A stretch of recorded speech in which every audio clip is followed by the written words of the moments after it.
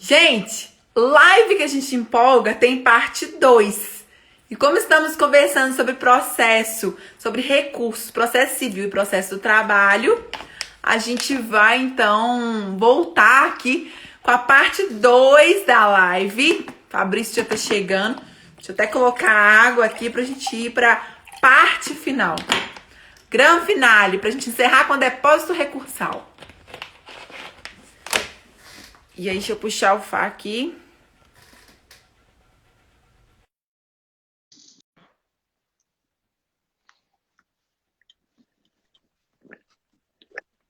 Faz só a gente para continuar, fazer parte 2 de live. Ai, gente. Mas E a tem gente não gente podia mais parar. doida que nós. Tem gente mais doida Matheus, que nós. Isabela, Loren, tem mais gente doida, viu, na área. Mais gente que tá gostando de processo, tá vendo? Que bom. A gente tem que fortalecer a advocacia. Eu acho que o processo é a base de todo direito. Não adianta a gente ter direitos materiais maravilhosos se a gente não tiver o processo, gente. Então, acho que é necessário repensar, refletir em base do processo. E aí eu queria saber uma coisa de você, então. Pressuposto é algo que incomoda muito a gente. Por quê? Quando eu vou ajuizar a ação, eu vou ali entrar com a ação, ótimo. Quando eu vou para o recurso, eu vou ter alguns pressupostos que devem ser analisados, que o juiz vai analisar para ver se vai ou não subir o meu recurso. E não tem nada na CLT, Fá. Então a gente tem que buscar no processo civil. Eu queria que você explicasse para a gente sobre esses pressupostos. Bem, o acesso ao Poder Judiciário ou o exercício do direito de recorrer exige o preenchimento de requisitos formais considerados indispensáveis ao julgamento do mérito. Por exemplo, no processo civil, quais são esses requisitos formais para viabilizar o exercício do direito de ação? Condições da ação e elementos da ação.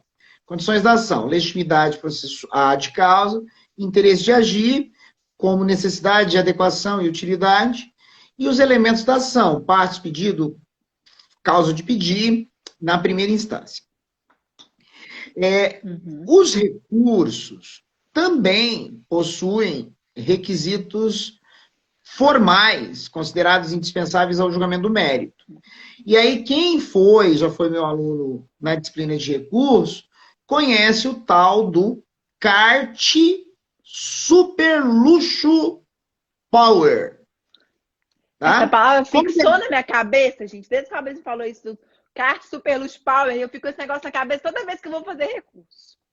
O que é o CART Super Luxo Power? É uma formulinha mnemônica para a gente memorizar os 8 requisitos genéricos de admissibilidade do sistema recursal civil brasileiro. Então vamos lá. C do CART Superluxo, cabimento. O que é o cabimento? É a análise da recorribilidade das decisões da decisão recorrida.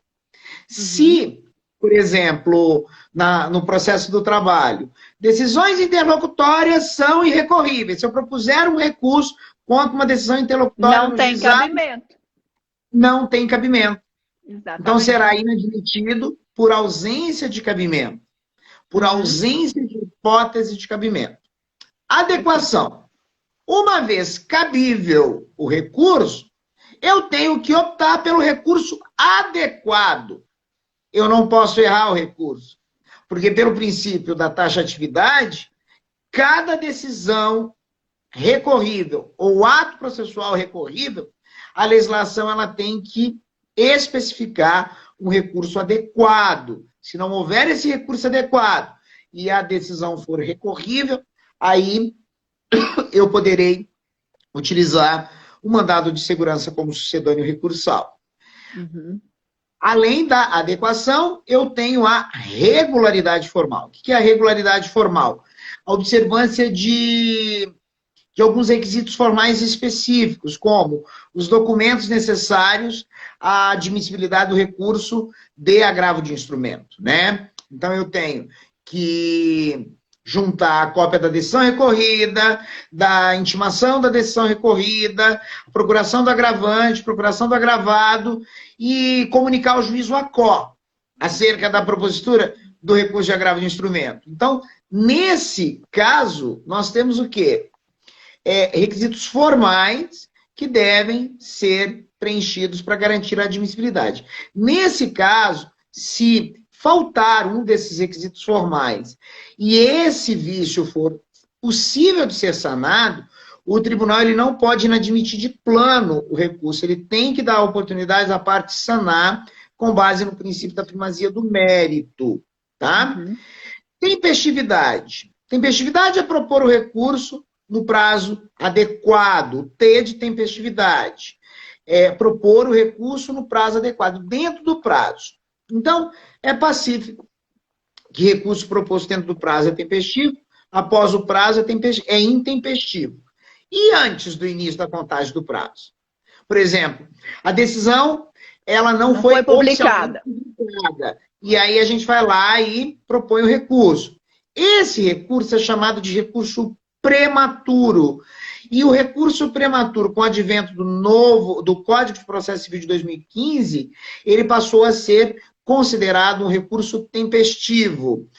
Porque quem pode o mais, pode o menos. Mas antes do CPC de 2015, existia uma jurisprudência defensiva em alguns tribunais, entendendo que o conceito de tempestividade era um conceito restrito e que não admitia o conhecimento ou a admissibilidade de recursos propostos antes do início da contagem do prazo. O I é a inexistência de fato impeditivo ou modificativo. Fato impeditivo é a renúncia ao direito de recorrer, fato modificativo é a desistência do recurso proposto. Então, o que é isso? Há uma diferença entre renúncia ao direito de recorrer e desistência do recurso proposto. A renúncia ao direito de recorrer é abrir mão do recurso, do direito de recorrer, antes de ter proposto o recurso. É não recorrer. A desistência do recurso é propor o recurso e abrir mão do julgamento do recurso. Então, o fato impeditivo é renúncia ao direito de recorrer. Depois de já proposto, gente. Isso, é abrir mão. Desistência do recurso é abrir mão do julgamento do recurso. Renúncia ao direito de recorrer é abrir mão do direito de recorrer antes mesmo de exercê-lo. Tá? Uhum. E S de sucumbência, né? Aí a gente fala da... Quem que é o sucumbente? Só quem a parte perdeu vencida. Que vai querer entrar com recurso. E é quem tem interesse recursal, né? O sucumbente é quem tem interesse em recorrer porque perdeu. Normalmente eu tenho uma parte sucumbente, mas no processo civil nós podemos ter sucumbência recíproca. E havendo E no processo de trabalho, mais comum ainda a sucumbência recíproca. Porque às vezes... Aí eu quero te fazer uma pergunta. Há recurso adesivo? Sim. Como que é? É o recurso ordinário adesivo? Sim, é o recurso adesivo. Em recurso ordinário mesmo que a gente utiliza. Aí a gente tem o recurso adesivo tanto no ordinário quanto de revista, em todos eles eu vou ter o recurso adesivo. Então, por exemplo, se eu tive sucumbência recíproca na Justiça do Trabalho e só uma parte propôs o recurso ordinário, a outra parte, no momento em que for contrarrazoar o recurso ordinário, ela pode apresentar um recurso ordinário adesivo igual no processo civil. Exatamente. Bacana. E há uma grande confusão, eu não sei se no processo civil tem isso, mas no processo de trabalho, muita gente acaba tendo dúvida, porque é no mesmo prazo, né, para fazer as contrarrazões e o recurso adesivo. E aí eu sempre falo, gente, contrarrazões é contra o que já foi argumentado. Então, é aquilo que já foi debatido no recurso. E o adesivo, você não precisa ficar preso àquele outro recurso. Mas ele cola e só sobe se o outro subir. E um detalhe, o protocolo tem que ser simultâneo para evitar preclusão consumativa. Porque se eu protocolizo hoje as minhas contrarrazões de recurso ordinário e amanhã eu resolvo protocolizar o meu recurso ordinário adesivo, o recurso ordinário adesivo será inadmitido por preclusão consumativa. Eu pratiquei ou, como alguns dizem, né, preclusão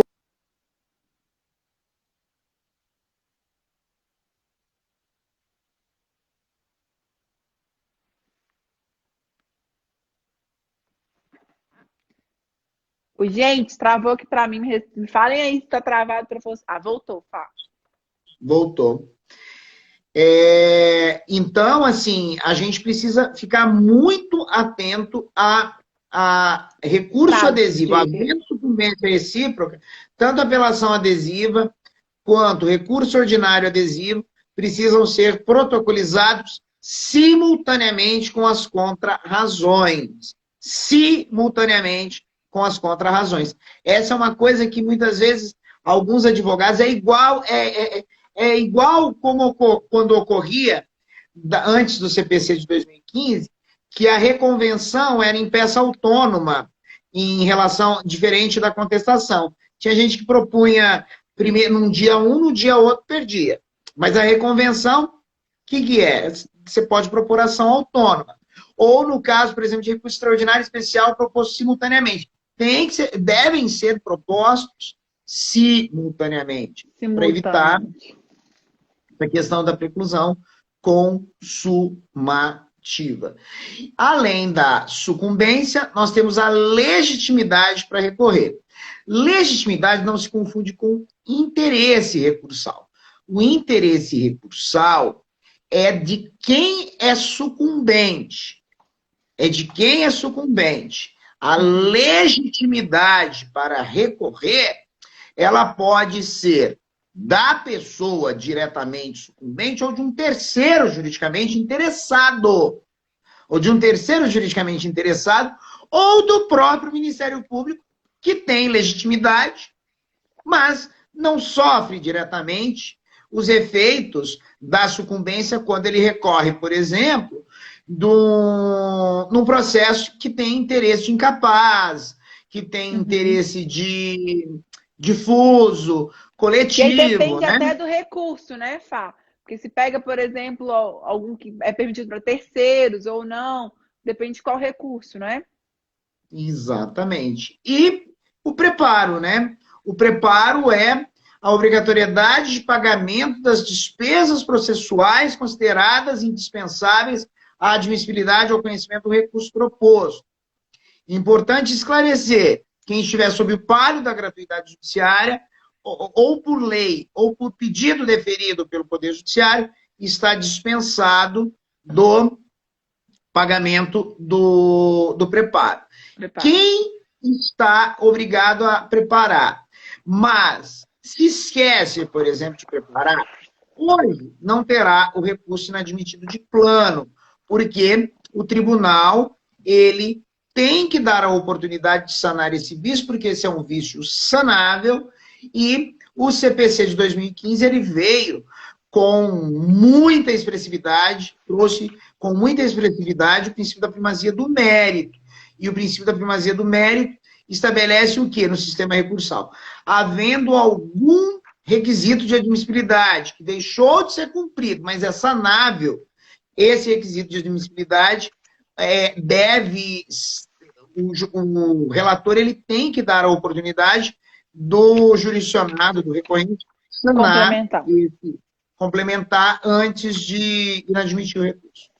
E aí, ótimo, Fá, você abriu um ponto que eu quero muito falar dos requisitos. Porque quando a gente fala de preparo, para a gente no processo de trabalho, você sabe que isso é algo que é diferente, é questionável, é muito debatido. Porque o nosso preparo envolve tanto as custas quanto o depósito recursal. E aí, o depósito recursal, ele é feito por aquele que teve uma sentença condenatória. Então, por exemplo, reclamado, teve uma sentença condenatória, o juiz estipulou um valor de R$100 mil. Para o reclamado poder recorrer, ele vai ter que pagar as custas, os 2%, mais depositar o depósito recursal, Fá. E esse depósito recursal ele tem um limite. Claro. Não, pode concluir. Porque aí eu só queria comentar que houve uma grande mudança para a gente por causa da mudança do CPC.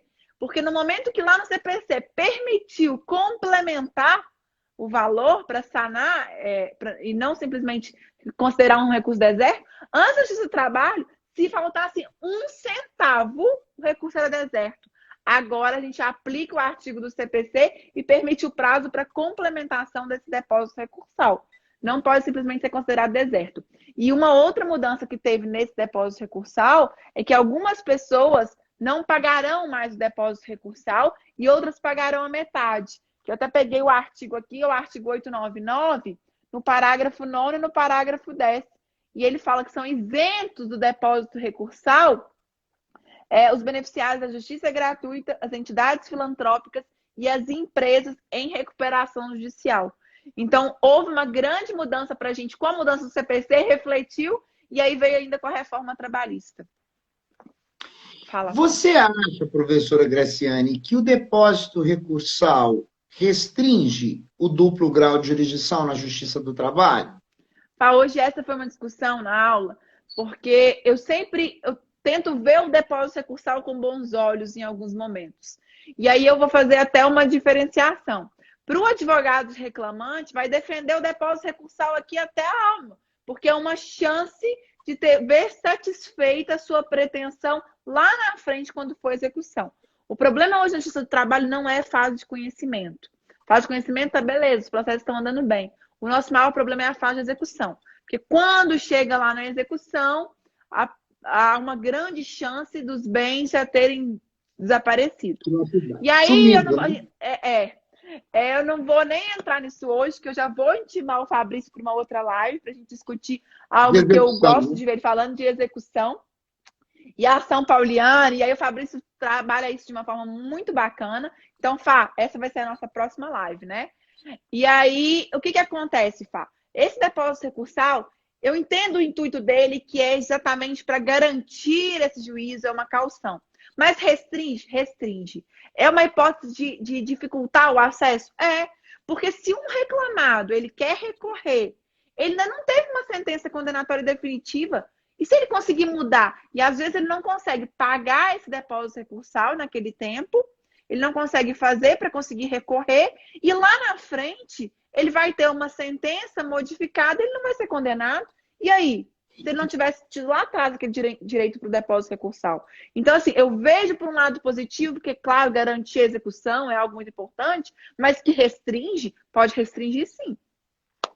E a Justiça do Trabalho, o legislador trabalhista, às vezes parte da pressuposição de que o empregador sempre é um empresário rico. E nós sabemos que no Brasil, a maioria é de micro e pequeno empreendedor, que às vezes é demandado.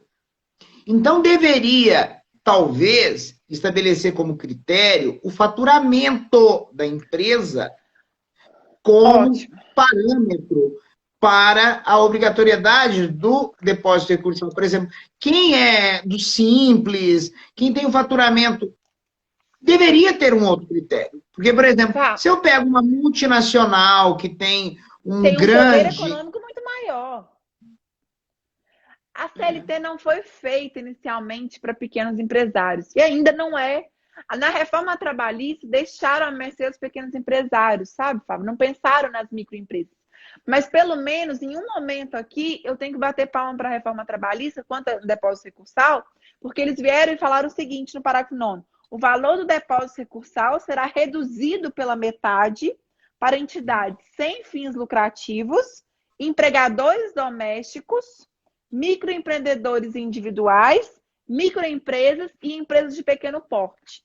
Claro que mas poderia, ainda tem que pagar o depósito recursal, que não é um valor tão baixo. Ele tem a ver com o valor da condenação, mas o limite do depósito recursal para um recurso ordinário é de aproximadamente um pouco mais de R$10 mil. Para o recurso de revista, aproximadamente R$20 mil.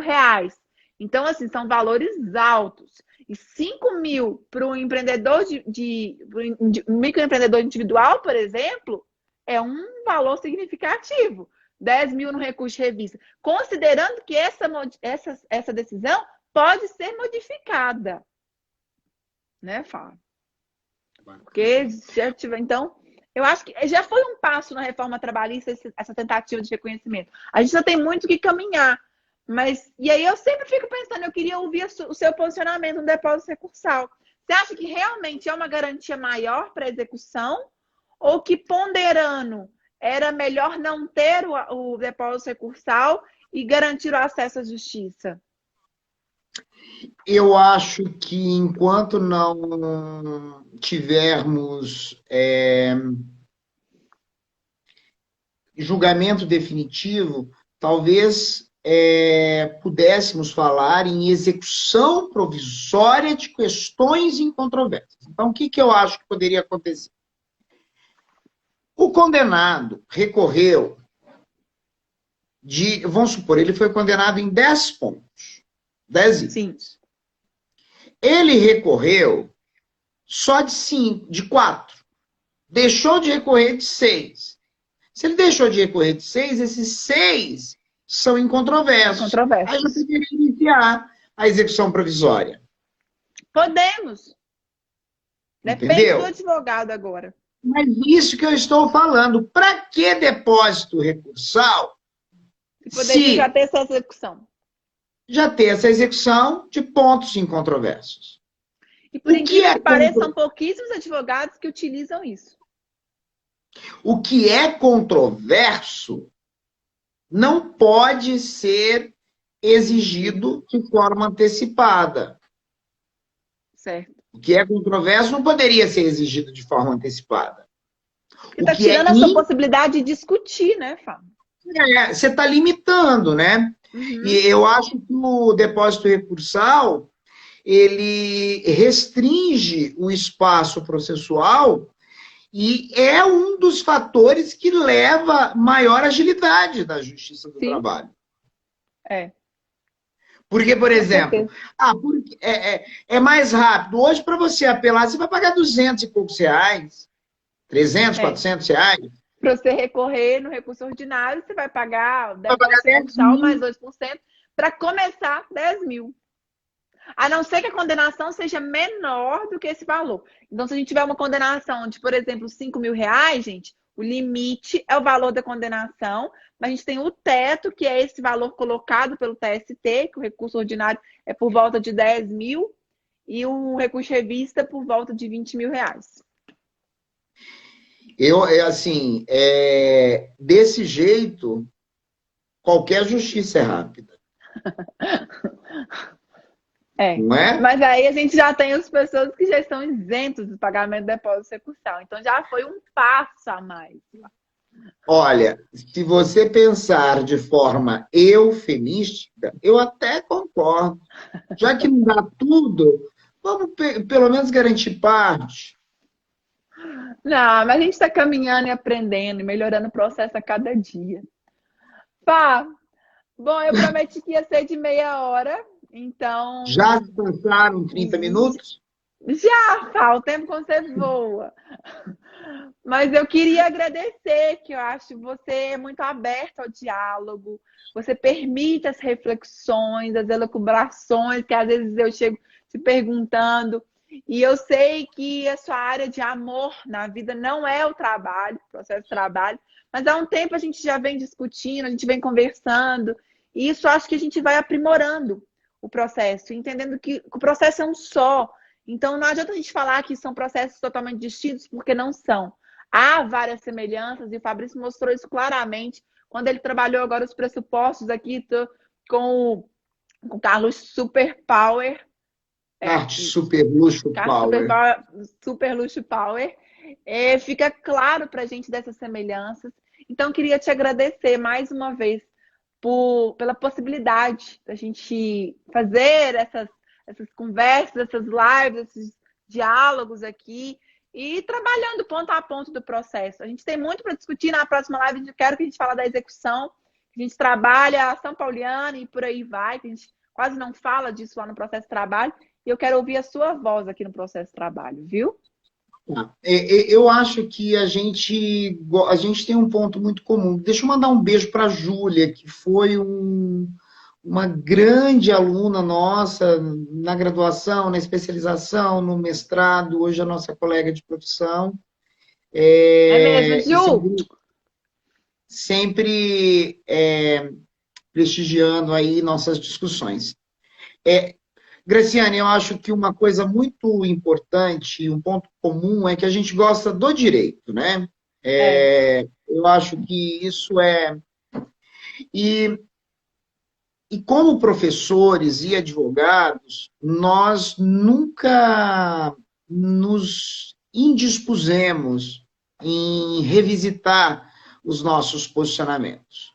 E eu acho que essa talvez seja uma das maiores qualidades que um estudioso em qualquer área tem que ter. Nós não temos verdades absolutas. Nós aprendemos, é o que a gente chama... a gente lembra da maiêutica, né? Grega, a dialeticidade científica que nos permite aprimorar, aprender. E eu sempre aprendo nas suas lives.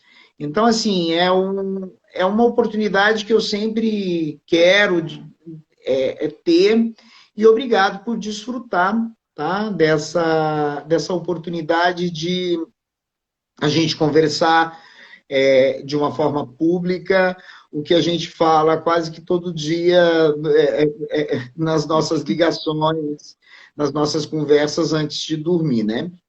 Então, assim, eu acho que esse é o objetivo, né? Levar conhecimento, e nós, professores, temos o desprendimento, porque o conhecimento, quando ele é compartilhado de forma desprendida, ele fortalece o engrandecimento da gente e dos outros, né?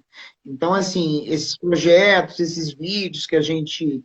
as lives, os vídeos que a gente posta em redes sociais, esse esforço, às vezes, de manter atualizado os canais no YouTube, isso tudo para movimentar o conhecimento, né? Porque uma sociedade com pessoas mais informadas e cientificamente mais bem preparadas é uma sociedade com possibilidade de aprimorar o seu nível de civilidade. Então, esse é o compromisso que nós precisamos ter, e as pessoas que nos acompanham também. Muito obrigado, porque, assim, é muita generosidade também da galera, né, tá aqui com a gente. No sábado à tarde, de nos ouvir, eu falo que uma das coisas mais gostosas da docência é a gente poder falar, né? E ter pessoas para ouvir. Então, e assim, bom, gratidão. Né, até quando a gente tem pessoal discordando, é gostoso, faz a gente pensar, a gente ama muito essa carreira, assim. Eu queria te agradecer, Fá, porque a live de hoje foi aqui no final, para a gente poder fechar a aula. Queria agradecer publicamente os alunos da pós da FAPAM em processo constitucional, que eu fui convidada para lecionar nessa pós pelo professor Fabrício. Foi uma pós idealizada por ele, foi uma pós que ele realmente pensou, idealizou, criou com muito carinho cada uma das disciplinas que a gente tem nela. Então, eu queria muito agradecer cada um dos meus alunos que me acompanharam. A gente fez 2 lives, de praticamente quase 2 horas conversando, mas era muito assunto e eu acho que isso fechava. Então, publicamente, agradeço aos meus alunos da pós-aula de hoje. Obrigada. A aula com eles, Fá, tem sido muito gostoso. Assim, eu tenho uma gratidão imensa por você e por eles, que essa turma ela é uma turma maravilhosa. Eu aprendi a querer entrar sábado de manhã, já com 7h30, eu aprendi com 7h15, você já manda o link. Eu fiz o link já ontem à noite, tão ansiosa que eu estava doida para conversar com eles hoje.